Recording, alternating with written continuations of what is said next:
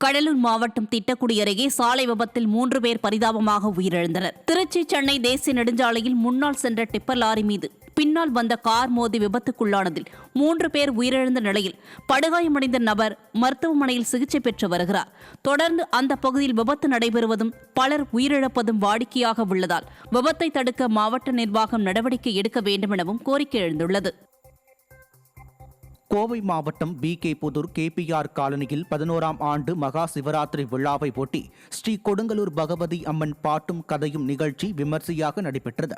சத்யாநகர் சக்தி விநாயகர் கோவிலில் இருந்து தொடங்கிய அம்மன் பால் செம்பு மற்றும் பூவிளக்கு ஊர்வலம் செண்டை மேளம் முழங்க ராமாஜா நகர் வழியாக சாந்தி விநாயகர் கோவிலை வந்தடைந்தது. அங்கு சாமிநாதன் மற்றும் கண்ணப்பன் குழுவினரால் சிலப்பதிகார புகழ்பெற்ற கண்ணகியின் மறுவடிவமாக கருதப்படும் கொடுங்கலூர் பகவதி அம்மனின் பிறப்பு குறித்த கதைகள் பாடல்கள் எடுத்துரைக்கப்பட்டன.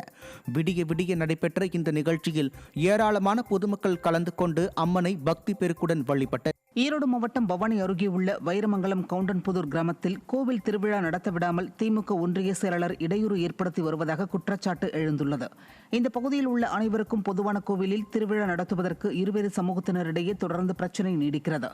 இதனை சாதகமாக பயன்படுத்திக் கொள்ளும் பவானி திமுக ஒன்றிய செயலாளர் KP துரைராஜ் உள்ளிட்டோர் பொதுவான கோவில் திருவிழாவை நடத்த விடாமல் சாதிய அரசியலை கையில் எடுத்து பிரச்சனைகளை ஏற்படுத்தி வருவதாக கூறப்படுகிறது.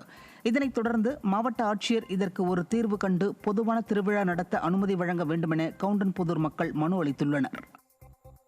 ஒரு தரப்பினரை மட்டும் இந்த திராவிட முன்னேற்ற கழகத்தின் ஒன்றிய செயலாளர், அவர் பேர் என்ன, துரைராஜ் என்பவர் ஒரு சமுதாயத்திற்கு ஃபேவரா பண்ணிட்டு இந்த சமுதாயத்தை இழிவுபடுத்துறதும் சாதியை சொல்லி திட்டுறதும் சாதிய வன்முறை தூண்ட மாதிரி நடந்துக்கிற விதமா நடந்துட்டு வராங்க. 30 வருஷமா திருவிழா நடத்தல. என்ன காரணம்னு கேட்டா, இன்னைக்கு முழுக்க ஒரு சமுதாய ஆதிக்க சாதின்னு சொல்லிட்டு இருக்கிற ஒரு சமுதாயம் இன்னைக்கு எங்கள் சமுதாயத்தை இழிவுபடுத்தி நடத்துறாங்க. இது வன்மையாக கண்டிக்கத்தக்கது. உடனடியாக நடவடிக்கை எடுக்கணும்னு சொல்லி இன்னைக்கு ஆட்சியாளர்கிட்ட போன வாரம் மனு கொடுத்தா அதுக்கு எந்த நடவடிக்கையும் இல்லை. அதனால இந்த வாரம் மறுபடியும் மனு கொடுத்துருக்கோம்.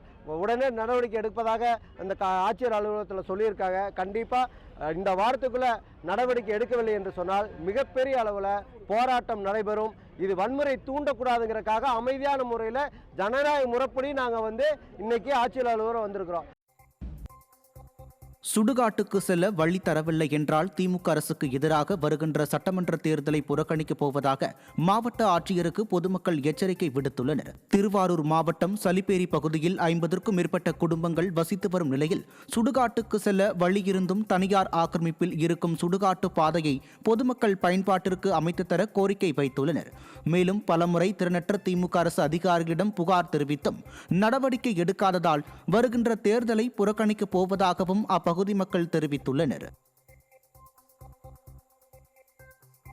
உதகையில் மாவட்ட ஆட்சியர் அலுவலகத்தில் நடைபெற்ற மக்கள் குறைதீர்க்கும் நாள் கூட்டத்தில் பெண் ஒருவர் தீ குளிக்க முயன்ற சம்பவம் பரபரப்பை ஏற்படுத்தியுள்ளது.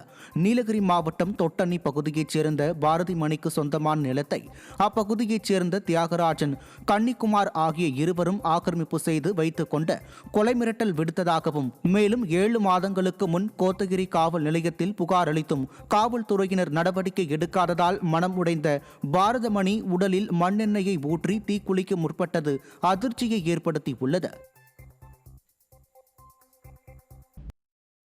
நாமக்கல் மாவட்டம் குமாரமங்கலம் பொன் காளியம்மன் திருக்கோயில் பாலாலயம் உத்தரவை ரத்து செய்ய கோரி தமிழர் கட்சி நிறுவனர் தலைவர் ராம ரவிக்குமார் தலைமையில் 100க்கும் மேற்பட்டோர் நாமக்கல் மாவட்ட ஆட்சியரிடம் புகார் தெரிவித்துள்ளனர்.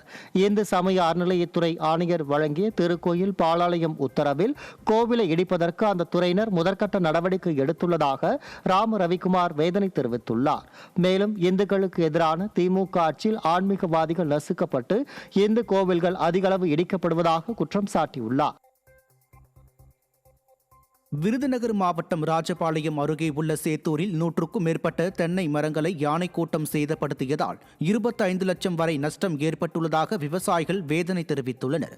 சேத்தூர் மேற்கு தொடர்ச்சி மலை அடிவாரத்தில் உள்ள நச்சாடைப்பேரி கண்மாயை ஒட்டியுள்ள 20 ஏக்கர் நிலத்தில் சிறு குறு விவசாயிகள் தென்னை விவசாயம் செய்து வருகின்றனர். கடந்த சில நாட்களாக வனப்பகுதியில் இருந்து வரும் யானை கூட்டம் தற்போது வரை 25 லட்சம் ரூபாய் மதிப்பிலான 120 தென்னை மரங்களை சேதப்படுத்தியுள்ளது. மேலும் இருப்பினும் அரசு இதுகுறித்து ஆய்வு செய்து உரிய நிவாரணம் வழங்க வேண்டும் என விவசாயிகள் கோரிக்கை விடுத்துள்ளனர்.